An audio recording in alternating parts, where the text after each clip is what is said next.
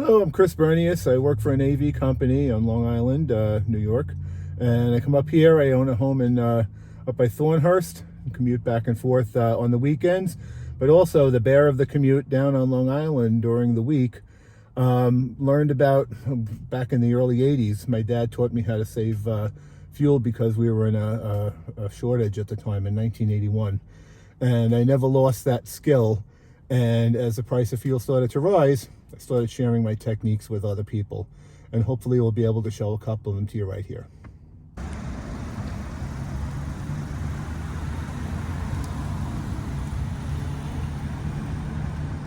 Okay, what we have here, right here on the windshield, is called an ultra gauge, and it reads directly off of the engine computer.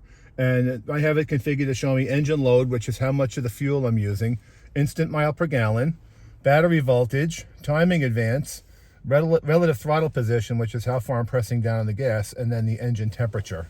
You can actually watch the engine temperature fall as you're driving down a long hill, because we're going to show you in a few minutes that the engine actually shuts the fuel supply off when you're rolling down the hill if you don't touch the pedal. Pull down the hill, because the light is red up there. You can see that there's a red light.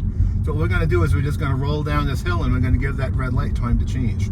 Speed right now is 28 miles an hour. I'm thinking the speed limit's probably 30, so I'm really not driving very slowly. And we will have to brake here, but I'm going to try what I call smart braking, which is to slow down before the light, so that now I can roll at a lower speed, and I'm still getting more than at 36 miles to the gallon instead of 0 with all of these other people sitting here. You want to stop from the slowest speed possible. You don't want to race up to the traffic light and then stomp on the pedal. You're throwing all that energy away.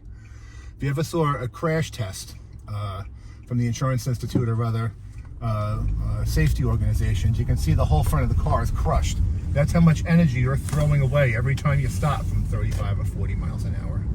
So now I'm going to accelerate with the tach staying right around 2,000 RPM, and now I'm just going to glide because I see a red light up there.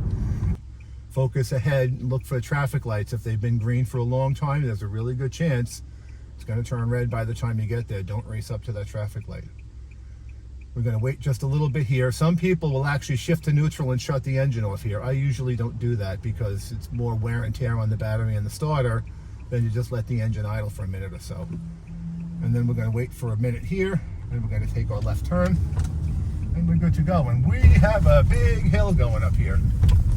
We're going to just take it nice and gently. We don't want to tromp on the pedal because we don't want the engine to rev. We want to keep that tachometer under 2,000 RPM. And it's a residential area. We don't want to go zooming through here anyway.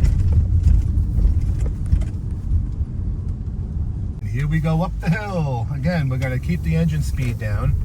We're going to let the transmission upshift, and then we're going to go, if you look on the ultra gauge, you can see that we're using 80% of the engine's effort right here. And if I push the pedal down a little bit more, it'll actually go higher, but we're keeping the engine speed down. You can see the average MPG, the instant, is at 10 or 11 miles a gallon.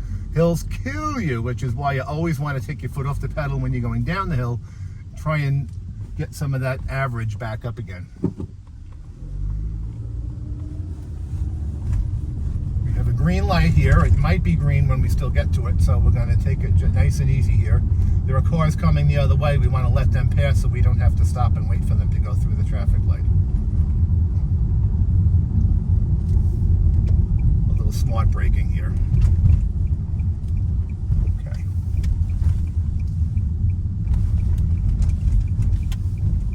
Again, minimal braking.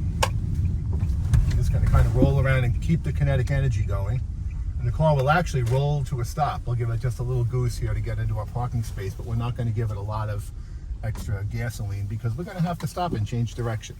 One thing I like to do is back into a parking space because the engine's warm. You might as well maneuver the car and get it where you want it while the engine's warm rather than starting the car cold and having to back up out of your parking space of your driveway and get going. You want, as soon as you start that cold engine, you want to get going. And then as soon as I stop the car, I shut the engine off. I don't leave it idling. And that's our little trip around Scranton. Hope you enjoyed it.